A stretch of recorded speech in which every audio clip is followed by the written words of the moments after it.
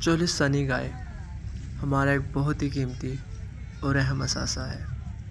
ये सदियों पुरानी नस्ल आज भी चोलिस्तान की सरजमीन में हज़ारों की तादाद में पाली जाती है, लेकिन बदकिस्मती से इस नस्ल की इम्प्रूवमेंट पर कोई काम नहीं हुआ। ना ही हमारी गवर्नमेंट ने इस तरफ कोई तवज्जो दी है और ना ही इसके बारे में कोई आगाही मुहिम चलाई। खूबसूरत रंगों वाली ये नस्ल बहुत सी खूबियों की हामिल है।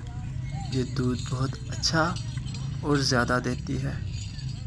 चोलिस्तान में बहुत सी ऐसी गायें मौजूद हैं जो 15, 18 से 20 लीटर तक दूध देती हैं, लेकिन आप इस बात से अंदाज़ा लगा सकते हैं कि चोलिस्तान में कोई ऐसे रिसोर्सेज मौजूद नहीं है कि बहुत अच्छा चारा काश्त हो सके और इन्हें मैसर हो सके। तो ये खुश्क घास और जड़ी बूटियाँ खाकर इतना दूध पैदा कर रही है। लेकिन क्या वजह है कि आज तक इस नस्ल के बारे में कोई आगाही मुहिम नहीं चलाई गई, इसकी तशहीर नहीं की गई और आवाम तक इसकी कोई मालूमात नहीं पहुंचाई गई और ना ही इस पर कोई तवज्जो दी गई है। इसकी असल वजह यह है कि ये नस्ल कोई बड़े सरमायादारों की गायों की नस्ल नहीं है। ये नस्ल है चोलिस्तान के छोटे फार्मर्स की।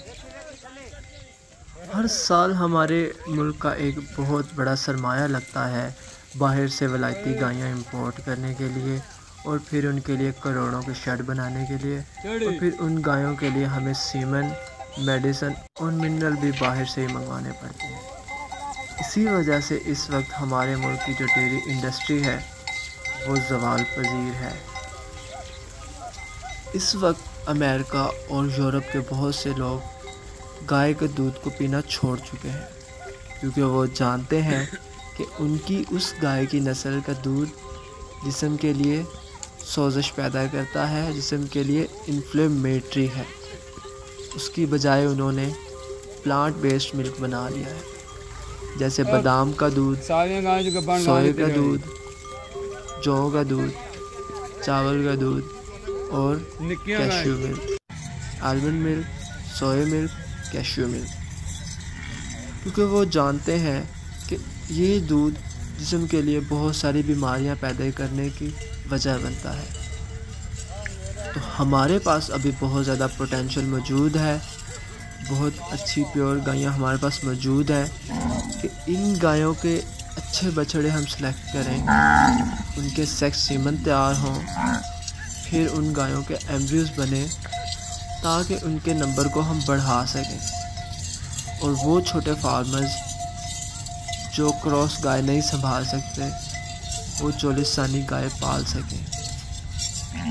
चोलिस्तानी गाय एक बहुत ही माहौल दोस्त जानवर है और इसका एनवायरनमेंट पे कोई बुरा इफेक्ट नहीं है। अगर हम कंपेयर करें तो क्रॉस या इम्पोर्टेड गायों के लिए हमें बड़े शेड बनाने पड़ते हैं, फिर उसमें इलेक्ट्रिसिटी कॉस्ट होती है, फिर हमें बहुत ज़्यादा मशीनरी चाहिए, उसके अलावा मेडिसिन उसके ख़र्चे अलग से, और पानी भी बहुत ज़्यादा चाहिए है क्योंकि गर्मियों में शावर चलते हैं। इस हिसाब से देखा जाए तो चोलिस्तानी गाय हमारे मुल्क के लिए भी बहुत फ़ायदेमंद है, क्योंकि हर साल चोलिस्तान से हज़ारों की तादाद में बछड़े हमारे स्लाटर हाउसेस में जाते हैं, जो ज़िबा होकर उनका गोश्त हम बाहर एक्सपोर्ट कर रहे हैं क्योंकि इसके गोश्त की डिमांड है। और हज़ारों की तादाद में बछड़े कुर्बानी के लिए भी सेल होते हैं और बहुत ज़्यादा दूध भी पैदा हो रहा है, क्योंकि ये गायें सिर्फ सादा खुराक खाती हैं, आम खुराक खा के हमें बहुत अच्छा दूध देती हैं। तो ये एक वीडियो थी, इसके थ्रू मैं पैगाम देना चाहता हूँ कि इस ब्रीड के हम पोटेंशियल को समझें।